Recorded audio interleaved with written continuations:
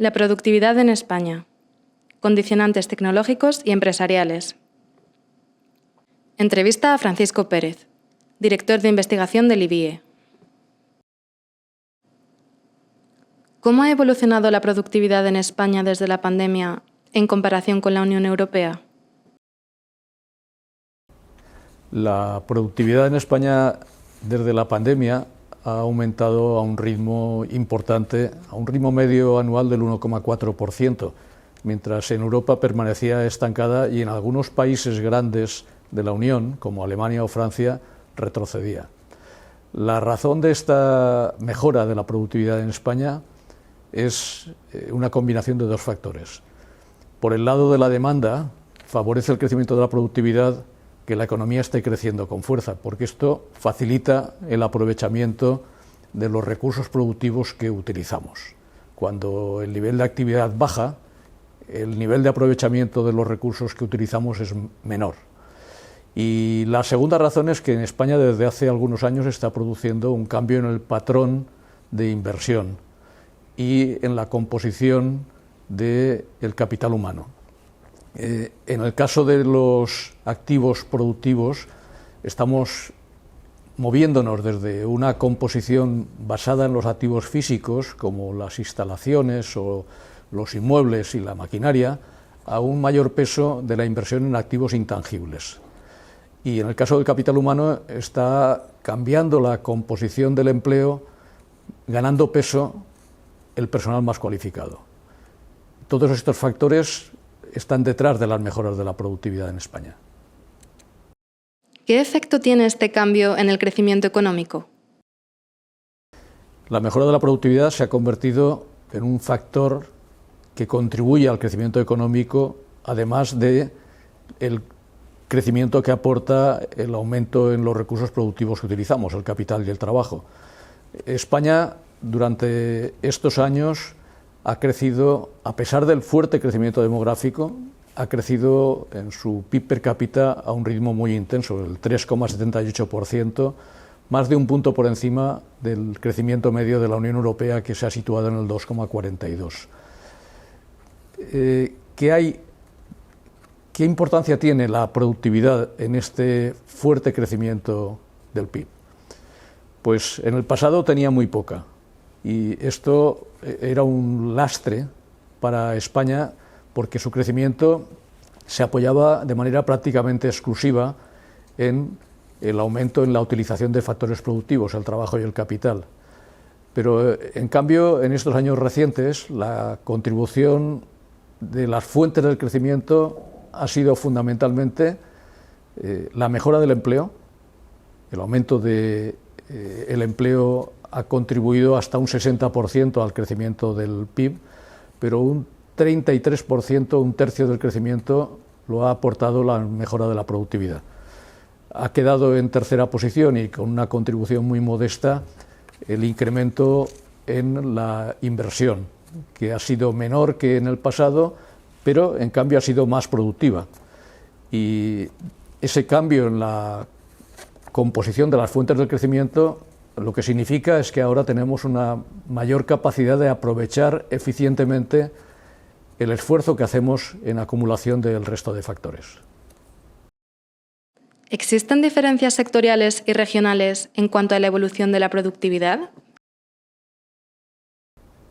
Sí, existen diferencias importantes tanto entre sectores como entre las regiones. Por lo que respecta a los sectores, hay una característica generalizada, es que respecto del periodo precedente, del anterior a la pandemia y también el periodo tanto de crisis como de acumulación desde mediados de los años 90 del siglo pasado, en los que la productividad mejoraba muy escasamente en cualquiera de los sectores, ahora mejora significativamente en una gran mayoría de ellos.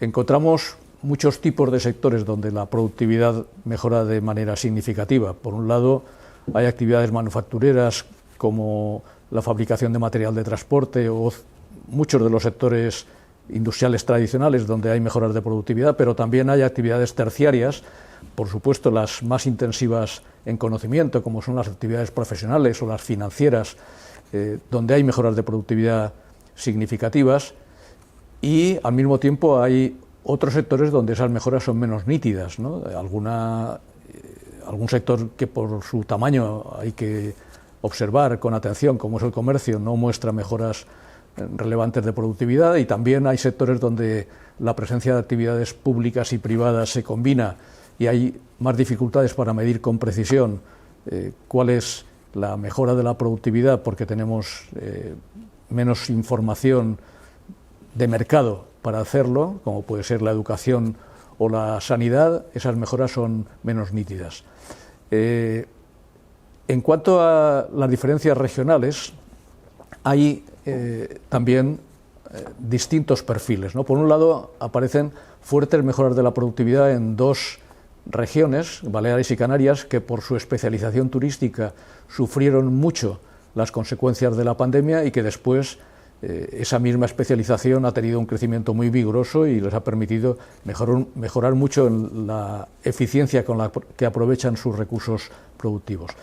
Pero también hay otras regiones en las que los niveles de productividad no solamente son elevados, sino que se mantienen en buenas posiciones, ¿no? Ahí hay tres regiones líderes, que son Madrid, Cataluña y el País Vasco, que destacan por sus altos niveles de productividad, y después hay una serie de territorios diversos, Castilla-La Mancha, Castilla-León, La Rioja, Navarra, Cantabria, Galicia, que sobresalen por su mejora, en particular en lo que son los niveles de productividad del trabajo.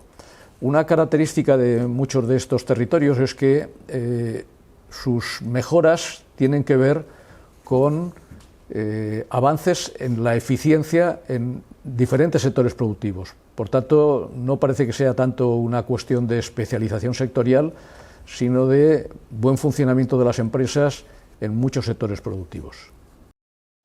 ¿Qué factores pueden actuar como estímulo o como freno en los avances en eficiencia productiva? Un factor que está contribuyendo positivamente a la mejora de la productividad es el mantenimiento o ampliación de la base de empresas exportadoras de España. Las empresas que regularmente exportan basan su competitividad, entre otros factores, en una productividad superior a la media. Y desde este punto de vista hay una buena noticia, y es que se está produciendo una ampliación de las actividades que contribuyen a la mejora de la productividad de España, concretamente en el caso de las actividades terciarias no turísticas. Los servicios no turísticos tienen un papel creciente en los mercados internacionales como consecuencia de los cambios tecnológicos, y la presencia de empresas españolas en ese ámbito, y concretamente la contribución al saldo positivo de la balanza comercial de las actividades de servicios no turísticos, es una buena noticia y se apoya en la productividad de las empresas que contribuyen a esa buena noticia. Un segundo factor también positivo es el que se refiere al uso creciente de los activos intangibles por parte de las empresas. Activos intangibles como el software o la inteligencia artificial, como un caso particular especialmente relevante del software, pero también la inversión en formación en la empresa, la inversión en capital organizacional, en las mejoras organizativas de las empresas, la inversión en I+D, inversión en innovación.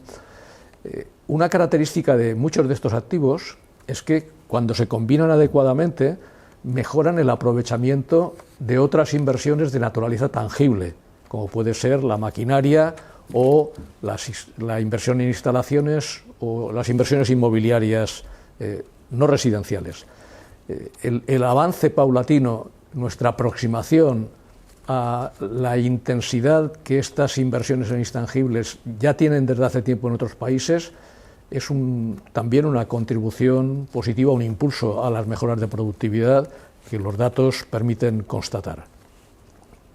En cambio, también se puede hablar de frenos, y uno de los que merece la pena destacarse es la dinámica empresarial, el ritmo de entrada y salida de empresas en la economía. Esto es importante porque, en general, las empresas entrantes tienen niveles de productividad, sobre todo si logran consolidarse, mayores que las empresas salientes.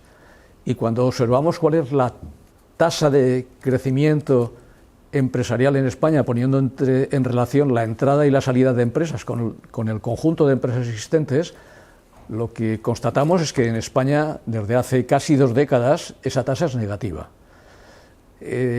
Claro, ¿cuál es la consecuencia? Pues que el aprovechamiento de ese potencial de mejora en la productividad asociado a la dinámica empresarial no se está produciendo. ¿Y cuál debería ser la respuesta? Pues facilitar la dinámica empresarial, en primer lugar, eliminando trabas tanto de carácter burocrático como administrativo o financiero, a la entrada de empresas, a la consolidación de las empresas y también a la salida, porque cuando empresas ineficientes permanecen como zombies formando parte del tejido productivo, esto lastra la productividad. Y desde luego, además de facilitar la dinámica empresarial, deberíamos facilitar también el crecimiento de las empresas, porque sabemos que el tamaño medio de la empresa es un factor que contribuye positivamente al nivel de la productividad de las mismas.